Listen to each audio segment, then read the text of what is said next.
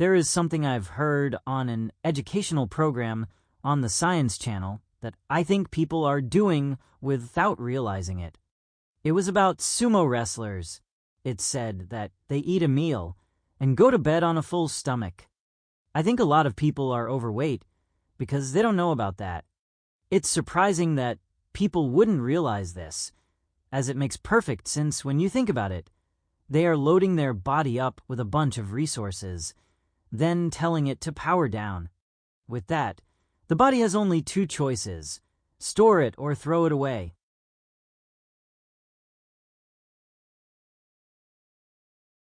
You're absolutely right to draw that connection. The strategy sumo wrestlers use to gain and maintain their massive size directly relates to how our bodies handle excess calories, especially when combined with inactivity. Here's a breakdown of why eating a large meal and then going to bed contributes to weight gain, and how sumo wrestlers strategically leverage this. Calorie surplus. The fundamental principle of weight gain is consuming more calories than your body expends. Sumo wrestlers eat enormous quantities of food, often exceeding 10,000 calories a day, primarily through meals like chankanabe, a hearty stew, consumed with vast amounts of rice and often beer. This creates a significant calorie surplus. Reduced metabolism during sleep. While your body does continue to burn calories for basic functions, basal metabolic rate, even during sleep, it's generally at a lower rate than when you're awake and active. When you power down after a large meal, your body doesn't immediately use all those incoming calories for energy.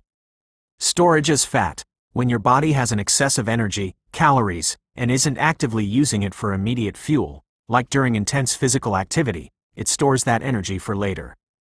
The most efficient way to store excess energy is as fat. This is especially true for carbohydrates and fats consumed in large quantities. Sumo wrestler strategy.